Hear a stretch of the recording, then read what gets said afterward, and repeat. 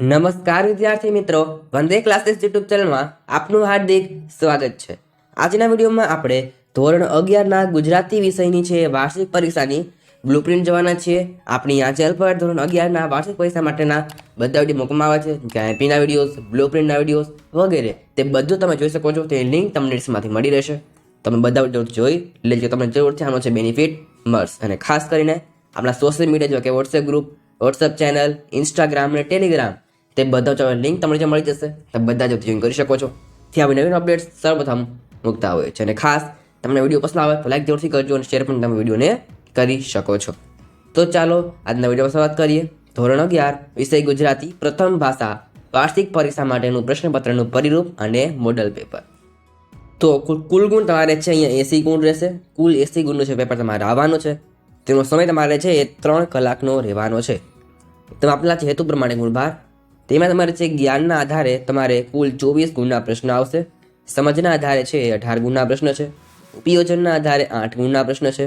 વિશ્લેષણના આધારે 10 ગુણના પ્રશ્ન છે અને અનુમાનના આધારે તમારે 20 ગુણના પ્રશ્ન છે।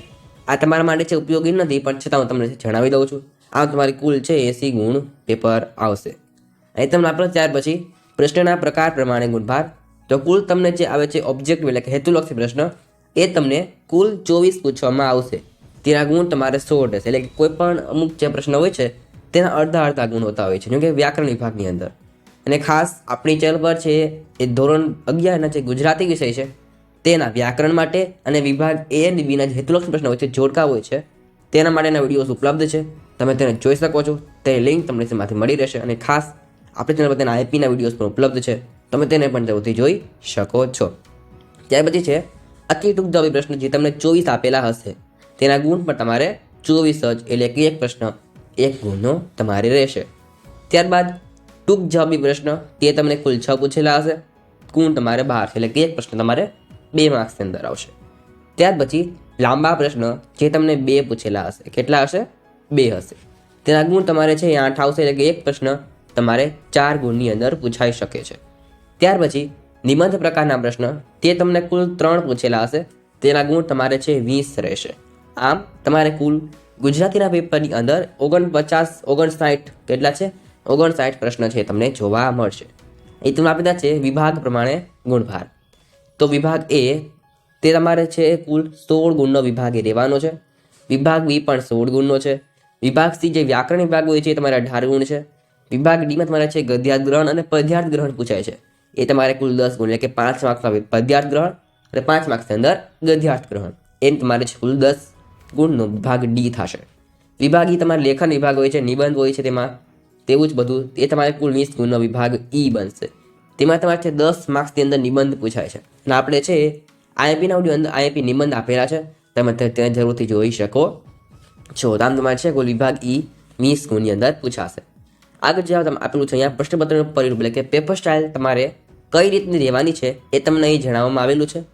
તો વિભાગ એની વાત કરીએ, જે તમારા પદ્ય આધારિત હોય છે, એમાં તમારે છે કાવ્યના પ્રશ્ન આવે છે। કેવા પ્રશ્ન આવે છે? વિભાગ એની અંદર કાવ્ય આધારિત પ્રશ્ન આવતા હોય છે। તેમાં સ્તોત્ર તમને આપેલું છે અહીંયા, યોગ્ય વિકલ્પ પસંદ કરીને ઉત્તર લખો। તમારે છે 2 માર્ક્સની અંદર વિકલ્પ પૂછાશે, તેમાં તમને શું આવશે? તો કે અનુક્રમણિકા, તેમાં તમને છે અનુક્રમણિકામાંથી પ્રશ્ન વિભાગ એના 2 MCQ તમને પૂછાવાના છે। ત્યાર પછી એક વાક્ય પ્રશ્ન જવાબ જોઈએ, એ તમને 3 થી 6 એટલે કે 4 માર્ક્સની અંદર પૂછાશે। એ તમારા દરેકના 1 ગુણ રહેશે, કુલ તમારે આના 4 ગુણ છે। ત્યારબાદ 3-4 વાક્યવાળા પ્રશ્ન છે, એ તમને કુલ 3 પૂછાશે। 2 માર્ક્સવાળા 3 પૂછવામાં આવશે, પ્રશ્ન નંબર 7 થી 9ની અંદર, અને ખાસ આમાં કુલ 6 ગુણના છે। અહીં તમે કોઈ પણ એકમાં વિકલ્પ આપશે। જો તમને સ્કૂલમાંથી જે જનરલ વિકલ્પ આપવાના હોય તો તમે પૂછી શકો છો, પણ બોર્ડ દ્વારા કોઈ પણ એવું નથી કીધું કે જનરલ ઓપ્શન આપવાનો, તમે છે તેને સ્કૂલમાંથી પૂછી શકો છો। ત્યારબાદ છે સવિસ્તાર પ્રશ્ન, જેમાં આવે છે પ્રશ્ન નંબર 10 તરીકે, તેમાં પણ તમને 2 માંથી કોઈ એક લખવાનું હોય છે, તે તમારે 4 ગુણનો પ્રશ્ન છે। ત્યારબાદ છે ગદ્ય આધારિત પ્રશ્ન, ગદ્ય આધારિત વિભાગ બી, જેમાં તમારે છે પાઠ આધારિત પ્રશ્ન આવતા હોય છે। તેમાં પણ વિભાગ એની જેમ જ છે, 2 MCQ આવશે, 4 1 વાક્યવાળા છે, 3 છે તમારે 3-4 વાક્યવાળા છે 2 માર્ક્સની અંદર, અને 1 તમારે સવિસ્તાર છે 4 ગુણની અંદર। આ તમારે છે વિભાગ એ અને બી બંને તમે કરી શકો છો। ત્યાર પછી છે વિભાગ સી, જે વ્યાકરણ આધારિત છે, તેમાં તમારે છે આવશે બધું તમારે 2-2 માર્ક્સનું છે. સૌથી પહેલાં છે વિરામ ચિહ્ન, ત્યારબાદ છે વાક્ય રૂપાંતર, ત્યારબાદ છે વાક્ય પરિવર્તન. આ વાક્ય રૂપાંતર અને વાક્ય પરિવર્તન બંને અલગ છે, તમે જરૂરથી ધ્યાનમાં રાખજો. અને આ બધું તમારે છે 2-2 ગુણની અંદર પૂછાવાનું છે. ત્યારબાદ છે તમને અહીંયા હવે તમને જે આપેલ છે ખોટા પ્રત્યય સુધારીને લખવાના હોય છે, એ તમારે 1 ગુણની અંદર છે. ત્યારબાદ છે રૂઢિપ્રયોગ, એ પણ 1 ગુણનું છે. ત્યારબાદ છે સમાનાર્થી શબ્દના જોડકા તમને આ પૂછાય છે, એ તમારે 1 ગુણના છે. ત્યાર પછી જે તમને આવે છે વિરોધી શબ્દ, એ પણ 1 ગુણ છે. શબ્દ સમૂહ, એ પણ 1 ગુણ છે. ત્યારબાદ છે તળપદા શબ્દ, સંયોજક, વિભક્તિ, જોડણી, અર્થભેદ અને શબ્દનો અર્થ આપો, એ બધું તમારે છે 1-1 ગુણનું છે. પછી તમે શબ્દનો અર્થ જે છે એ તમારે 2 ગુણની અંદર પૂછાય છે. આટલું તમારે છે બધું 1-1 ગુણનું રહેવાનું છે. તો આવા તમારે છે વિભાગ સી રહેશે. ત્યારબાદ છે વિભાગ ડી, જેમાં અર્થગ્રહણ હોય છે તમારે. એમાં સૌથી પહેલાં આવશે પદ્યાર્થ ગ્રહણ. પ્રશ્ન નંબર 47 થી 51 સુધીમાં 5 ગુણના તમને છે કાવ્ય આધારિત પ્રશ્ન પૂછાશે. તમને કાવ્ય આપેલું હશે, તમારે તેના પ્રશ્ન જવાબ છે કાવ્યમાં શોધીને લખવાના રહેશે. ત્યારબાદ છે ગદ્યાર્થ ગ્રહણ, જે તમને આવે છે 52 થી 56 નંબરના પ્રશ્નની અંદર.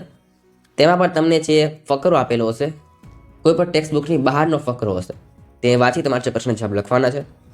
એ પણ તમારે 5 ગુણની અંદર રહેશે. ત્યારબાદ છે વિભાગ ઈની વાત કરીએ, જેમાં લેખન વિભાગ હોય છે તમારે. તેમાં તમારે આવશે નિબંધ લેખન. કોઈ પણ તમને 3 નિબંધ આપેલા હશે, તેમાંથી કોઈ પણ એક વિષય પર નિબંધ તમારે લખવાનું રહેશે. આ નિબંધ તમારે કુલ 10 ગુણની અંદર નિબંધ પૂછાય છે. ત્યારબાદ છે અહેવાલ લેખન, જે તમારે છે 5 ગુણની અંદર પૂછાય છે. ત્યારબાદ છે વિચાર વિસ્તાર, એ પણ તમારે 5 ગુણનું છે. આ બંને તમારે છે એ ફરજિયાત છે, તમે ઓપ્શન આપેલો હશે નહીં, તે તમે છે જરૂરથી ધ્યાનમાં રાખજો. આ તમારે છે એ પેપર સ્ટાઇલ, એટલે કે પ્રશ્નપત્રનું માળખું તમારે છે રહેવાનું છે. તો અહીં તમને આપેલું છે મોડલ પેપર, એટલે નમૂના પ્રશ્નપત્ર. અને ખાસ આપણી ચેનલ પર સોલ્યુશન ઉપલબ્ધ છે, તે લિંક નીચે મળી જશે. તમામ સોલ્યુશન છે જોઈ શકો છો. અને ખાસ આ બધા પ્રશ્ન તમારા માટે છે મોસ્ટ ઇમ્પોર્ટન્ટ છે. આમાંથી પણ તમારે છે એ ઘણા બધા પ્રશ્ન તમારા પેપરની અંદર પૂછાતા હોય છે. માટે એકવાર તમે છે એ વિડીયો જોઈ લેજો, સોલ્યુશનનો વિડીયો.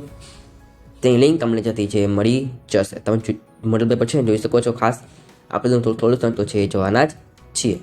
તો આજના વિડીયોમાં છે મેં તમને આપી છે ધોરણ 11ની છે વાર્ષિક પરીક્ષા માટે ગુજરાતી વિષયની છે બ્લુપ્રિન્ટ અને મોડલ પેપર.